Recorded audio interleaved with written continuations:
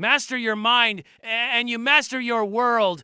That truth has echoed through history, whispered by philosophers, proven by visionaries, lived by conquerors. Yet most people never realize it. They believe the world is something happening to them, when in reality, the world is only a reflection of the mind they carry within. Look around you, every invention, every building, every empire, every fortune ever created was first born in the unseen chambers of thought. Thought is the seed, the invisible blueprint, the force that bends reality into form. You are not just living in the world, you are shaping it every single day with the way you think, the way you believe, the way you imagine. And if your mind is not under your command, then your world will never be. The greatest tragedy is not failure. It is a mind left unguarded, drifting, enslaved by fear, doubt, and distraction.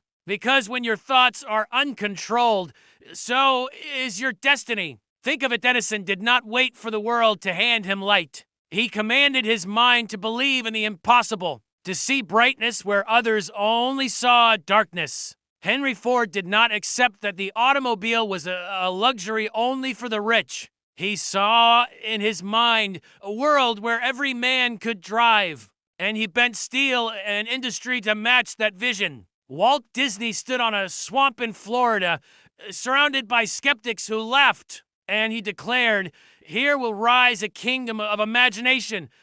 They thought he was mad, but his mind was already living in the world he would one day create. The truth is, your outer world is only a mirror of your inner world. If your thoughts are chaotic, so is your life. If your thoughts are small, so is your future. But when your mind becomes disciplined, focused, and unshakably directed, the universe itself seems to bend in your favor.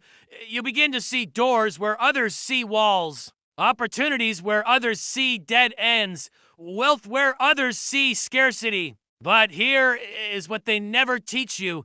Mastering the mind is not about positive thinking alone. It is about mental discipline, the kind that forges steel out of doubt, the kind that silences fear when the storm is raging. It is about replacing hesitation with decision, weakness with resolve, distraction with clarity. The greatest wars are not fought on battlefields. They are fought within the mind of every human being who has ever dared to rise above mediocrity. Abraham Lincoln fought his own mind before he fought for a nation. He endured failure after failure, defeat after defeat, and he refused to let despair own him. His mind held the vision of unity and freedom long before his country could. That inner mastery is what gave him the strength to lead. And so I ask you, who is ruling your mind right now? Is it you, or is it fear? Is it you, or is it the opinions of others? Is it you, or is it the doubts whispered by your past? Until you decide to take full command of your thoughts, you will always live in a world built by someone else's vision, not your own. But when you rise,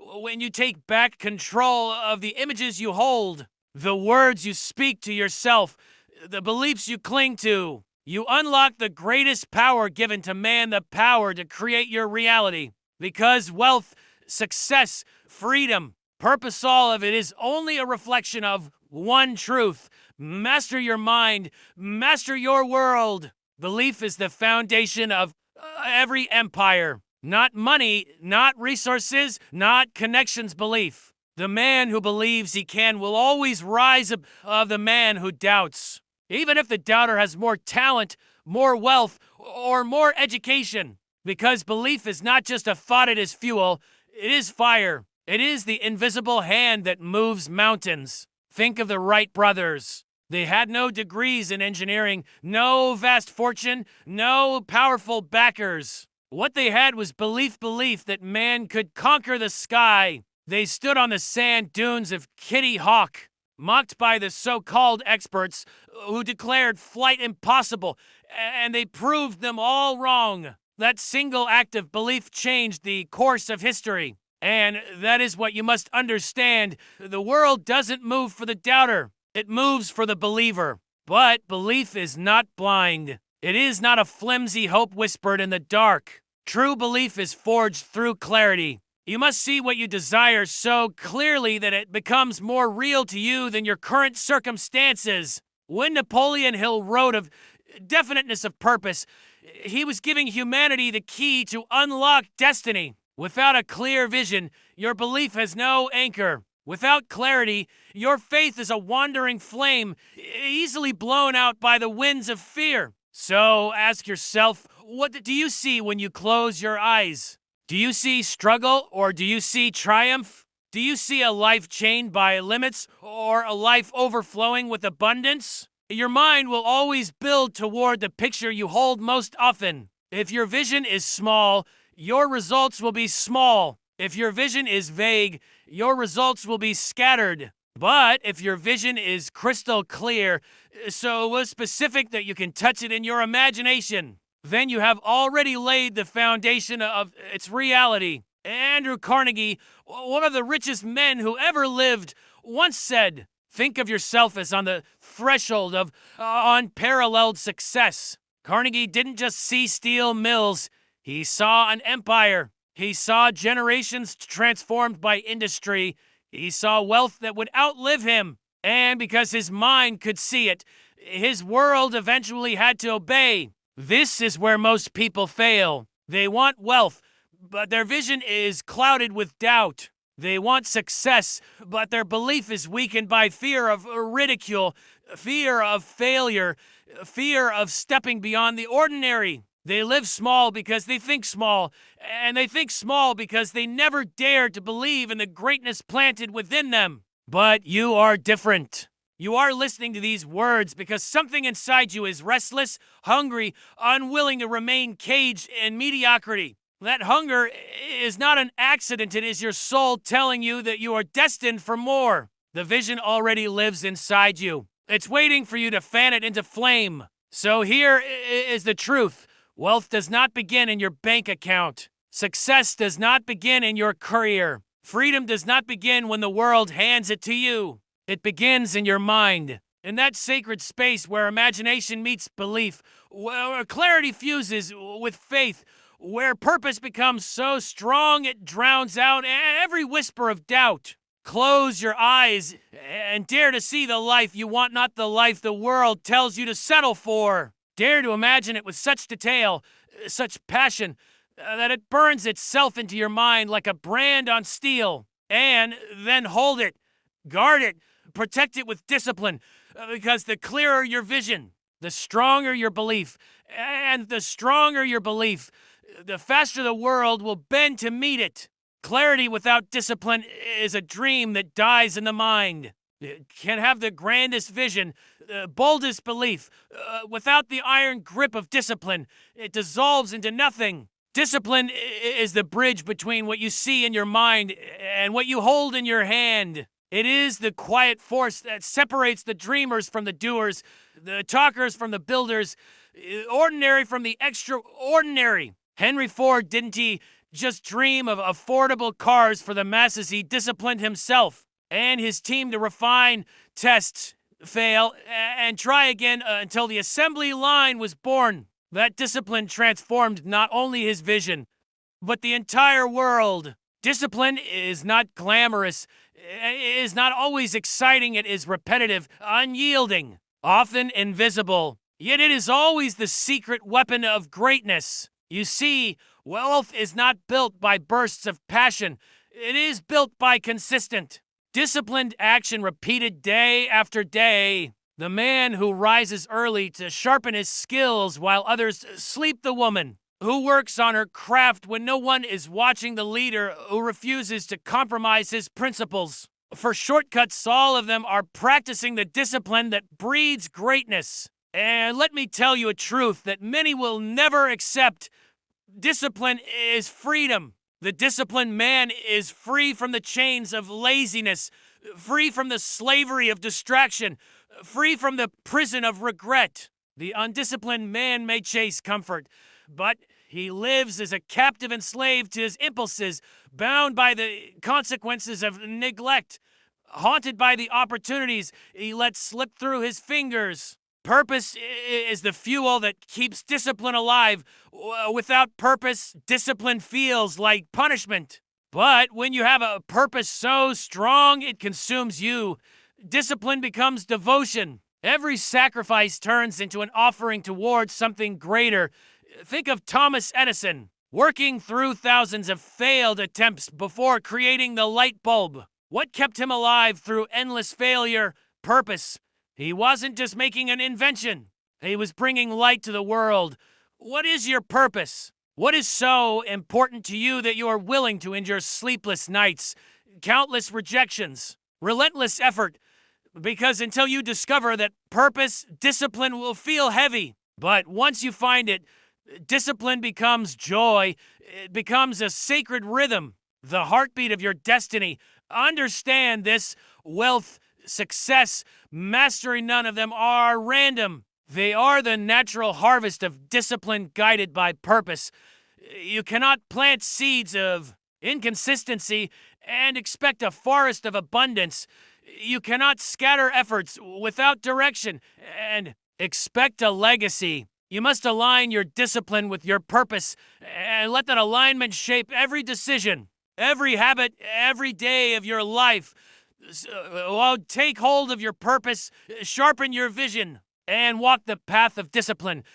Because while talent may shine for a moment, discipline endures for a lifetime. And when you master discipline, you no longer chase wealth, you attract it. Because the world cannot deny the man or woman who refuses to break, who refuses to quit, who shows up every single day with unwavering commitment. Discipline creates the foundation. Action is the lifeblood of achievement. Without action, even the clearest vision and strongest belief remain trapped in the imagination. Like birds with wings clipped before they could fly, the world does not reward intentions. It rewards execution. Every great monument of success is built not on what someone thought they might do, but on what they actually did, step by step, brick by brick. Andrew Carnegie once said, "As I grow older, I pay less attention to what men say. I just watch what they do." Action reveals truth. It exposes the dreamers from the pretenders, the committed from the curious. You cannot think yourself into success. You must act yourself into it. But action alone is not enough, because the world will test you. It will resist you. Every time you take a bold step forward, life will push back. You will face rejection, failure, and ridicule. People will doubt you, laugh at you, even tell you it's impossible. And that's where persistence separates the few from the many. Persistence is the invisible force that keeps action alive when the fire of excitement burns out. Anyone can act when it feels good. Anyone can start strong when the vision is fresh and the air is filled with enthusiasm. But persistence is the discipline to act even when the excitement fades, when the results are slow, when doubt whispers in your ear. Abraham Lincoln knew persistence before becoming one of the greatest leaders in history. He lost multiple elections, failed in business, and endured personal tragedy. Yet he refused to surrender. His persistence forged a character unshakable by failure, and that character carried him through the storms of a divided nation. You must understand that persistence is not about force. It is about faith. It is the refusal to quit because you know in your soul that your vision is real, even if the world cannot see it yet. It is walking through doors slammed in your face because you know that one of them eventually will open. But there is one more ingredient that persistence demands: resilience. Resilience is not just the ability to endure hardship. It is the power to transform hardship into fuel. Resilience is what turns failure into feedback, rejection into redirection, obstacles into opportunities. When Walt Disney was fired from a newspaper job because they said he lacked imagination, resilience pushed him to keep creating. When he faced bankruptcy and betrayal, resilience made him start again. And that resilience built a kingdom of dreams that still inspires millions. Resilience does not mean you will never fall. It means every time you fall, you rise stronger, wiser, and more determined. The man who cannot be broken cannot be defeated. The woman who transforms pain into power becomes unstoppable. Life does not promise ease, it promises resistance. And resilience is your shield, your armor, your weapon against the storms. So act boldly, persist relentlessly, rise resiliently. Because when you master these, you no longer fear the challenges of life, you welcome them, knowing they are the very fire that forges your greatness. There is a hidden force that transforms persistence and resilience into something far greater, a force often overlooked by those who chase wealth and power. That force is gratitude. Gratitude is not passive. It is not simply saying thank you when life gives you gifts. Gratitude is an active state of mind, a perspective that shifts your entire experience of the world. When you live in gratitude, you stop focusing on what is missing and start seeing what is possible. You stop living in scarcity and begin living in abundance. Gratitude is the soil in which faith grows because it reminds you daily of what already exists, of what is already working, of how much you already possess to build upon. Without gratitude, success feels empty, hollow, and fleeting. With gratitude, even the smallest victories feel like stepping stones to greatness. Consider Thomas Edison. He failed thousands of times before creating the electric light bulb. Yet he never called them failures, he called them lessons. That shift in perspective is gratitude. In action, gratitude transforms setbacks into stepping stones. Gratitude makes you resilient because it allows you to see value in every challenge. But gratitude alone is not enough. The world changes, conditions evolve, and those who cannot adapt are left behind. Adaptability is the companion of resilience, the ability to bend without breaking, to adjust without losing vision. The oak tree that stands rigid in the storm is torn apart, while the willow bends and survives. Look at Henry Ford. His first two automobile companies failed, but his adaptability allowed him to learn, refine, and create the Ford Motor Company, the company that revolutionized transportation. Had he clung rigidly to his first failed attempts, history would have forgotten his name. Adaptability means you never marry failure. You also never become complacent with success. You recognize that yesterday's strategies may not win tomorrow's battles. You learn, you evolve, you adjust. The world belongs to those who adapt without losing their purpose. And at the highest level, gratitude and adaptability lead to mastery of self. Self-mastery is the ultimate form of wealth, because when you govern your thoughts, control your emotions, and direct your actions with intention, no external force can enslave you. Circumstances may shift. People may betray you. Storms may rage, but the one who masters themselves remains unshaken. Napoleon Hill once said, "You are the master of your fate, the captain of your soul." This is not poetry. This is truth. Self-mastery is the recognition that your mind is the control tower of your destiny. It is the discipline to choose growth over comfort, purpose over pleasure, vision over distraction. When you master yourself, you stop waiting for conditions to be perfect. You create conditions. You stop being tossed around by the winds of doubt and fear. You set your own sail and steer your own ship. And that more than wealth, more than fame, more than power is true freedom. Mastery of the mind is mastery of life. And this is the truth few are willing to accept. The greatest battle you will ever fight is not with the economy, not with your competition, not with the critics who doubt you. It is with yourself. It is with the small voice that tells you to give up, the fear that whispers you are not enough, the excuses that seduce you into waiting for tomorrow. But tomorrow is a lie. Tomorrow is a thief. The only time you have to claim your greatness is now, not later. Not when conditions improve. Not when people believe in you now. Because every moment you hesitate, life moves on without you. Opportunities pass, doors close, time vanishes.